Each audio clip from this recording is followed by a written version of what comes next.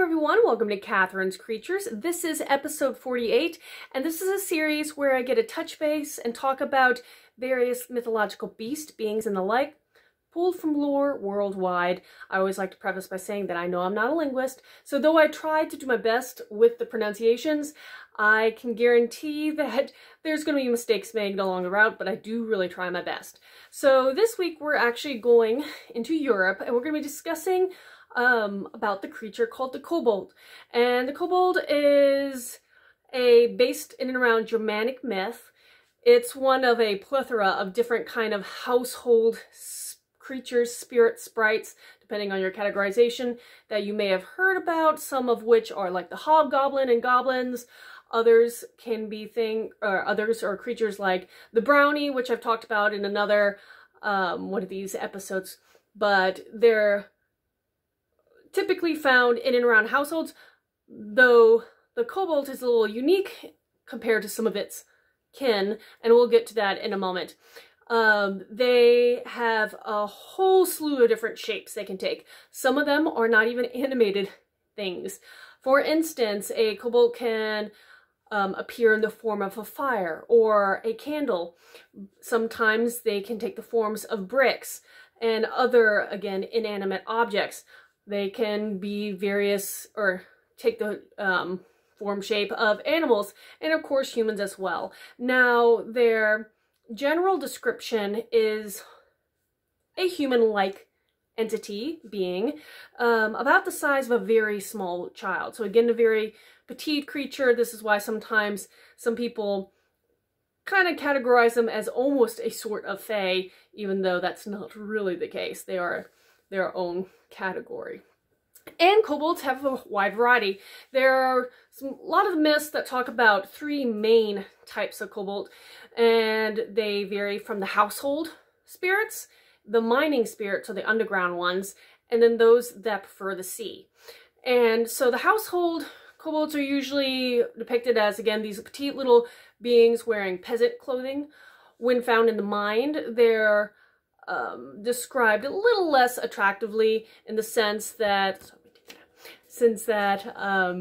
they are usually talked of having bent shapes or backs and having very ugly features, so less attractive. And then on the ocean, I haven't really found too many descriptions of what they may look like for those who prefer the ocean, but we're kind of getting ahead of ourselves at this moment. Now, the household spirits are pretty ambivalent.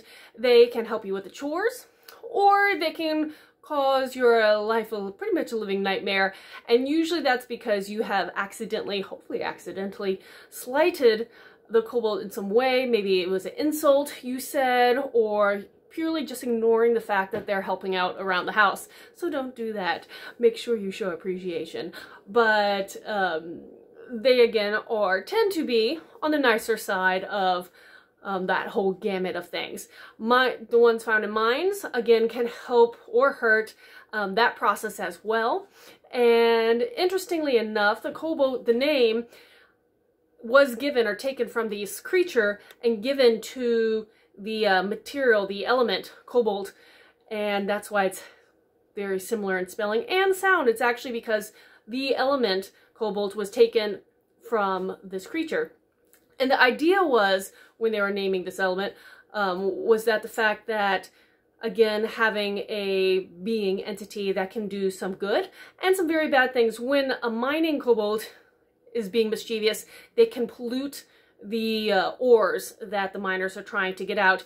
And kobold itself, the element, is one that has, I guess, a ability to kind of pollute other ores and other materials that are in and around it, and can make them, I guess, impure in a sense.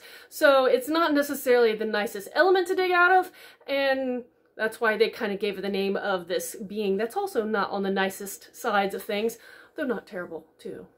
As all things, most of us are thrown into gray. We're neither black or white, we're not good or evil, we're kind of all a plethora of things, with the kobold is a case in point for that. But as I said, there are three main types. You have the household ones, they can help you, they can irritate you tremendously. those found in mines, and then those that are found and attracted to ships.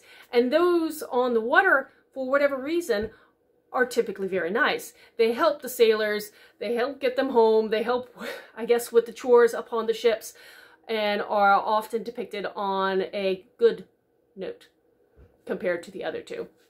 Now, the Kobold's probably origin came after the Roman Catholic religion went through Germany, and there was a whole fusion of more paganistic beliefs, and how the Roman Catholics were trying to distill, dilute, take away, evolve some of those, again, more paganistic ideas, and the Kobold came out of it around the 13th century.